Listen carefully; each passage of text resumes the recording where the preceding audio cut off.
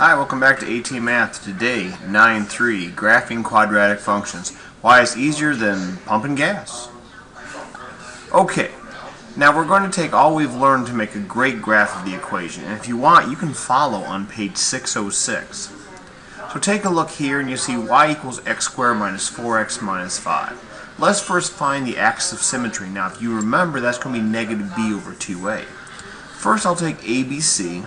So since there's no number in front, no coefficient, we're going to go ahead and put 1, and then negative 4 for B, and negative 5 for C. Negative B over 2A, therefore negative 4 over 2 times 1, so negative 4 makes positive 4. 2 times 1 makes 2. 4 divided by 2 is 2. Now place it on the graph. So we're saying the x value of 2, that is going to be the middle piece. Now I have not determined yet what the shape's going to look like, although I can kind of take a good idea based on x squared. I know it's going to be a parabola. It's going to be a parabola, and x equals 2 is the middle, so that's where it's going to reflect one side and the other. So that's the first step. Now take that 2 and plug it in. X is now 2, so 2 squared minus 4 times 2 minus 5. Well, 2 squared is 4.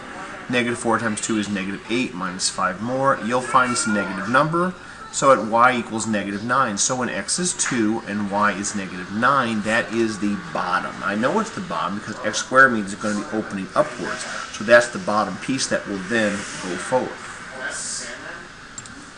Next we're going to add the y-intercept. So x squared minus 4x minus 5. What we have here is I know that the minus 5 exists as is. In other words, if x was 0, 0 squared minus 4 times 0, this all goes away, it would still leave negative 5 for my y value.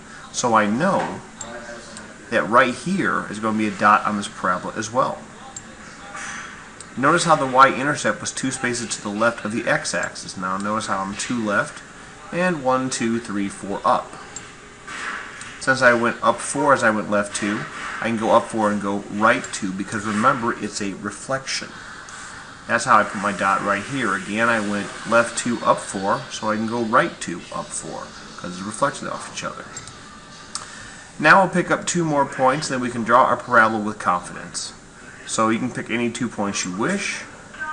Really, you can use any x values you choose, as they will help give you a better image of what you're drawing. But since we already have used the x values of 0, 2, and 4, I will choose the x value of 1, as it will be easy to equate and fill in the curve of the graph. In other words, x value of 1 probably going to be somewhere here. You're going to see it fill in pretty quickly. All I got to do is stick 1 in here. 1 squared minus 4 times 1 minus 5. And 1 minus 4 minus 5 is going to be negative 8. So in other words, when x is 1, negative 8 is the y value. Sits right here. Since x equals 1 was 1 left of the axis, 1 left, 1 up, it's going to be 1 right, 1 up, or 3. Plug a 3 in, you'll see 3 squared is 9, negative 4 times 3 is negative 12 minus 5. And you'll find 9 minus 12 minus 5 is going to be negative 8, so 3 comma negative 8. Notice how my dots fill there. Really, you can make as many points as you like, but I think 5 points will be more than fine. That will definitely give us what we need. Quick break, and back. You can also find the intercepts to help. So x squared minus 4x minus 5. Remember, I can break apart those guys and say x squared minus 4x minus 5 could be x minus 5 times x plus 1. Why? Because negative 5 times 1 is negative 5, and negative 5 plus 1 is negative 4. Now, if either of these binomials equals 0, then the whole thing would be 0. Anything times 0 is 0. So in other words, if I make one of these 0, the whole thing is 0, and I can find where the x-intercepts are. So x minus 5 has to equal 0, or x plus 1 has to equal 0. So I'm going to go ahead here, x minus 5 equals 0. Instead of minus 5, add 5 to both sides, so x could equal 5. Or here, instead of plus 1, minus 1 to one side, minus 1 to the other, and x can equal negative 1. So I can now plug in these 2 intercepts as well. X is negative 1, or x equals 5. Those are my intercepts now, and notice how I'm going 3 to the left, and I'm going basically up 9. 3 to the right, I'm basically going up 9. So there you have it. Again, to find the 5 points you find easiest, as long as it forms the curve, you can make the parabola. You go ahead and give it a try. Graph 5 points and draw the parabola. y equals x squared minus 2x minus 3. You might take the axis of symmetry. You might find the intercept. You might take the y-intercept. See what you can find. Personally, I did ABC, and I did A is 1, B is negative 2, C is negative 3. Negative 2 over 2 times 1, I get 1, so I know that my middle line is the exit value of 1, x equals 1. And then my y, when I plug it in, y equals negative 4, so I already know that that is my bottom piece to this. And now, x squared minus 2x minus 3, I go ahead and make these 0, put minus 3, so here I have 0 comma negative 3. I went 1 to the left and 1 up. So I can go 1 to the right and 1 up. X squared minus 2x minus 3, I can go ahead and split this apart to x minus 3 and x plus 1. And the values to make either one of these 0 is either 3 or negative 1. Plug those in. Bingo, bango, bongo. I've got 5 points. I have a pretty sweet parabola, and there you have it. Finally, the word problem, and you can follow on page 607, the football example. Problem solving example. The height and feet of a football that is kicked can be modeled by the function f of x, which remember means y, equals negative 16x squared plus 64x, where x is the time in seconds after it's kicked. Find the football's maximum height and the time it takes the football to reach this height. Then find how long the football's in the air. And we're going to break down each piece for you. Let's take the problem. Y equals negative x squared plus 64x.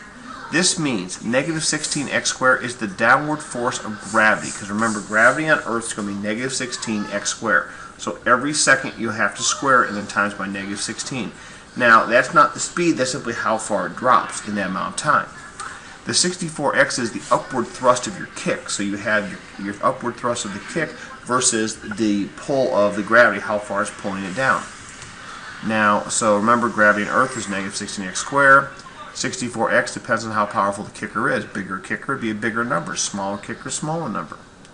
And there's no C because we're saying it's on the ground. So it's not like they dropped it and we drop kicked it. It would be like +1 or +2. But they're not doing it in this case. Or at least they're not putting it in the equation. Anyway, let's graph.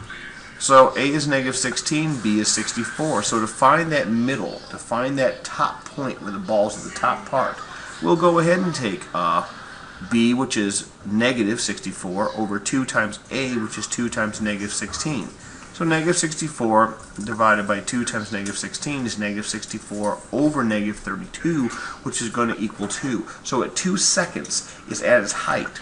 And then realistically, 2 more seconds, it'll be on the ground again. So it's going to be a 4-second kick.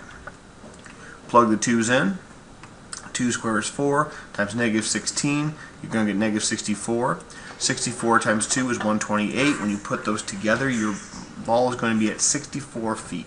Or 64 feet or yard. No, 64 feet, I'm pretty sure. Yeah, it's going to be feet here. So at 2 seconds, your ball is going to be 64 feet in the air. And in 2 more seconds, we'll be back on the ground again where someone's going to catch it. So your vertex is 2, 64. 2 seconds, the ball's been kicked, and 64 is the height above the ground in feet. So right here, basically, also the vertex represents the highest point of the kick. Next, there's no y-intercept because the ball is kicked basically on the ground. We've talked about this. So basically, you're at here, 0, 0, and it's going to go up 2 to 64. And since we went 2 to the left, to get from 0 from the axis, we have to go 2 to the right. In other words, from 2 all the way up to 64, and then down 64, 2 more, so it's going to form a parabola. And if you plug the 4 in, you will find 4 squared is 16. Negative 16 times 16 is a lot, negative 256. And 64 times 4 is also 256. Add them together, you get 0. Why 0? Because it landed. It landed on the ground.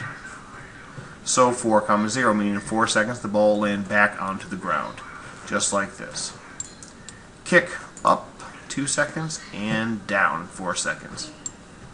So we have x values of 0, 2, and 4. Let's do x equals 1. If you choose, you can plug a 1 in.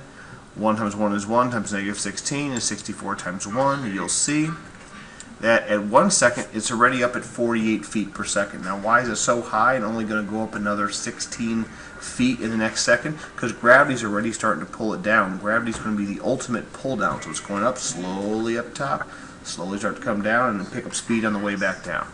So at 1 second we're at 48. And if you do the reverse here, you'll find at 3 seconds it's also at 48. Good enough, and we are finished. Great work. We'll talk about it tomorrow. Bye.